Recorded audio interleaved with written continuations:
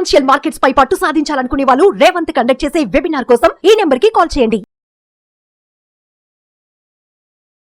Suman TV ప్రేక్షకులకు నమస్కారం. నేను మీ రేవంత్ చలమల.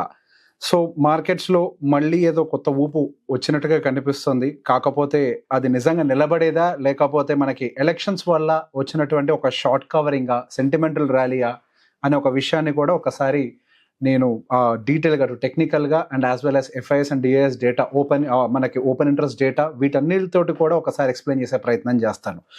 సో మనకి నిఫ్టీ దాదాపుగా 23,300 లెవెల్స్కి రీచ్ అయిన తర్వాత అగైన్ అక్కడి నుంచి 24,350 వరకు కూడా మళ్ళీ బౌన్స్ బ్యాక్ అయింది.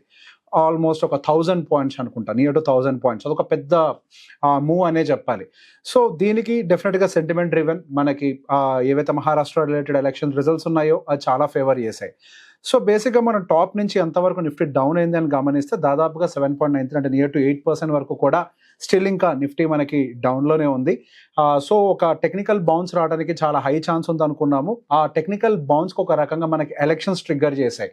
సో మనకి ఇంకా మార్కెట్స్ ఇక్కడ సస్టైన్ అవుతాయా, ఈ లెవెల్ నుంచి మళ్ళీ డ్రాప్ అవుతాయా అనే ఒక విషయాన్ని కూడా మనం టెక్నికల్గా గమనించినట్లయితే మనకి పర్టికులర్గా 24,300 దగ్గర నుంచి 24,500 వరకు కూడా మనకి దాదాపుగా ఒక రెసిస్టెన్స్ జోన్ ఉన్నట్టుగానే కనిపిస్తుంది. సో దానివల్లనే మనకి నిన్న కానీ ఇవాళ కానీ మార్కెట్స్ ఆ లెవెల్స్ నుంచి రిజెక్ట్ అయ్యాయి. సో ఇవాళ మార్కెట్ మనకి హైయర్లో ఓపెన్ అయినప్పటికీ open is equals to high లాగా ఫామ్ అయిపోయి అక్కడి నుంచి డౌన్ సైడ్ మూవ్ అవటం అయితే గమనించాం.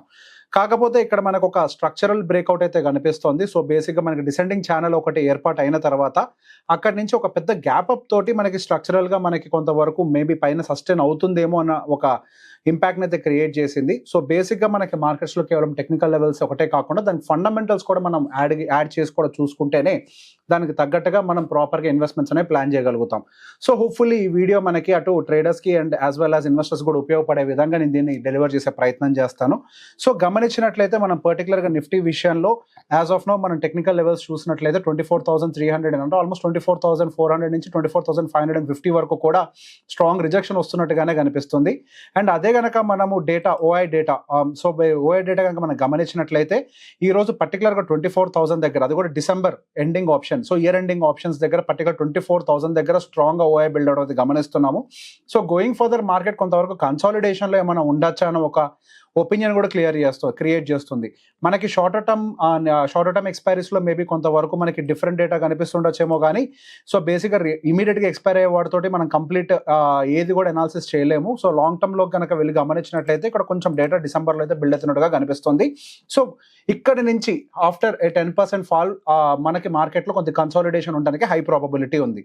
సో ఇక్కడ నుంచి మనకి మార్కెట్స్ యాక్చువల్గా రికవర్ అవ్వడానికి ఏ స్పేస్ సపోర్ట్ చేసింది అంటే if you can see the IT space. మనకి ఎంటైర్ మార్కెట్ అంటే బ్యాంక్ నిఫ్టీ కానీ సెన్సెక్స్ కానీ మిడ్ స్మాల్ ఎవ్రీ సెక్టర్ నెగిటివ్లో ఉన్నప్పటికీ కూడా మనకి పర్టికులర్గా ఐటీ ఇండెక్స్ మాత్రం మనకి ఒక రకంగా హయ్యర్ సైడ్ క్లోజ్ అవడం గమనిస్తున్నాము. ఒకే ఒక సెక్టర్ అది గ్రీన్లో ఉందంటే అది ఐటీ ఇండెక్స్, అండ్ రిమైనింగ్ అన్ని సెక్టర్స్ కూడా మనకి వీకర్గానే ఉన్నాయి. సో అదే మనం మిడ్ క్యాప్ నిఫ్టీ కనుక గమనించినట్లయితే మిడ్ క్యాప్ ఆల్మోస్ట్ మనకి 7% ప్లస్ ఇంకా డౌన్లోనే ఉంది. అండ్ యాజ్ వెల్ యాజ్ మనకి స్మాల్ క్యాప్ కూడా మనకి ఆల్మోస్ట్ 7% ప్లస్ మనకి డౌన్లో కనిపిస్తుంది. సో చాలా మంది అటు మ్యూచువల్ ఫండ్స్లో కూడా ఇన్వెస్ట్మెంట్స్ పెట్టేవాళ్ళు మిడ్ అండ్ స్మాల్లో కొంతవరకు ఇన్వెస్ట్మెంట్స్ పెడుతూ ఉంటారు. కాబట్టి ఇంకొంచెం హయ్యర్ టైం ఫ్రేమ్లోకి వెళ్ళి అసలు మనకి మిడ్ అండ్ స్మాల్ క్యాప్ విషయంలో మనకి ఎక్కడ సపోర్ట్ అండ్ రెసిస్టెన్స్ ఉంటాయి అన్న ఒక విషయాన్ని అర్థం చేసుకునే ప్రయత్నం చేస్తే అదే మిడ్ క్యాప్ మనకి దాదాపుగా 23 దగ్గర నుంచి అంటే 2023 ఆల్మోస్ట్ జూలై దగ్గర నుంచి ఒక ఛానల్ని ఫామ్ చేసింది. మనకు హైయర్ టైం ఫ్రేమ్స్ ఇది క్లియర్గా కనిపిస్తుంది. ఆ ఛానల్ మనకు ఒక అసెండింగ్ ఛానల్ నుంచి మనకు డౌన్ సైడ్ బ్రేక్ డౌన్ అయితే రావడం కనిపించింది.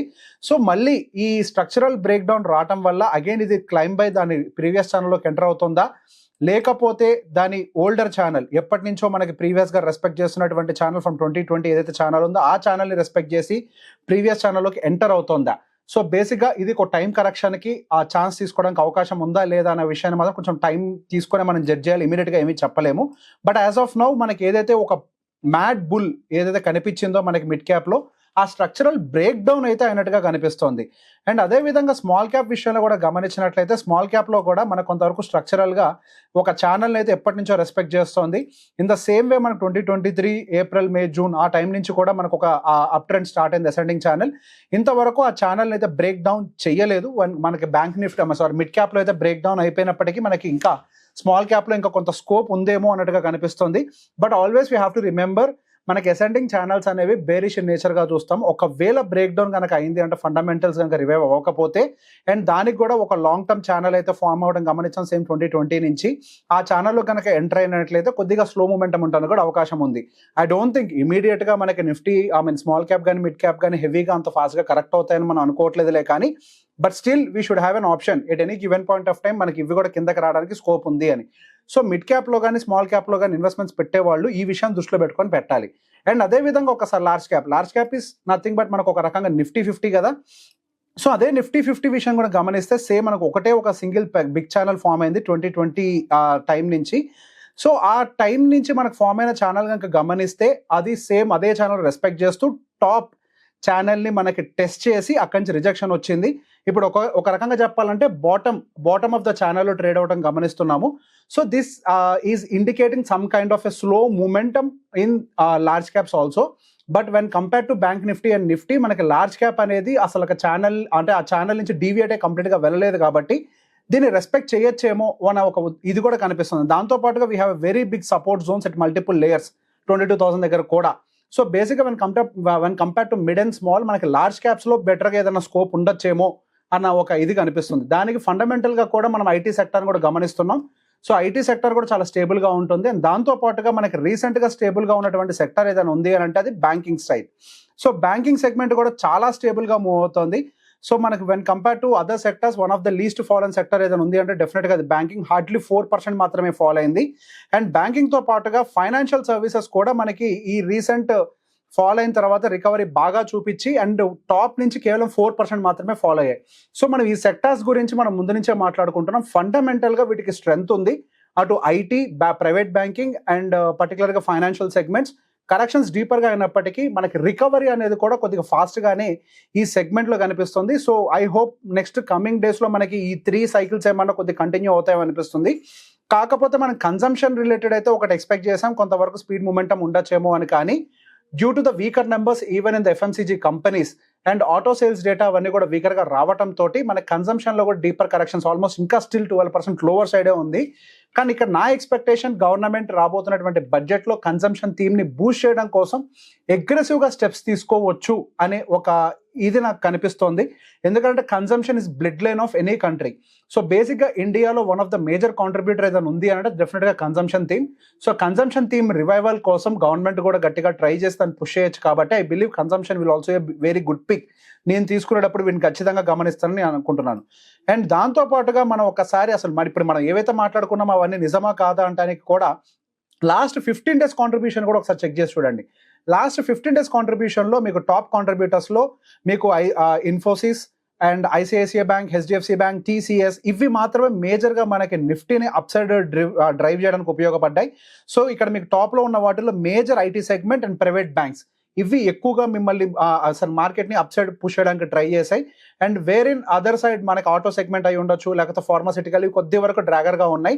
కాకపోతే డీప్ డ్రాగర్స్ ఏం కాదు pharmaceutical, but auto and consumption కొంచెం డీప్ డ్రాగర్గా మూవ్ అయ్యాయి. సో గోయింగ్ ఫర్దర్ మనం ఏవైతే సెక్టార్స్ గురించి మాట్లాడుకున్నామో అవి మార్కెట్ని హెవీ కరెక్షన్ నుంచి గురి కాకుండా ఆపి మన పోర్ట్ఫోలియోస్ని బ్యాలెన్స్డ్గా ఉంచేందుకు ప్రయత్నం చేస్తాయి అనేది నా చిన్న ఒపీనియన్.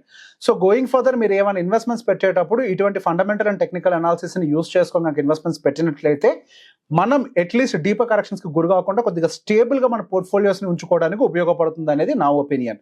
ఈ వీడియో కనుక మీకు నచ్చినట్లయితే మీ వాళ్ళందరికీ షేర్ చేయండి. Thank you very much.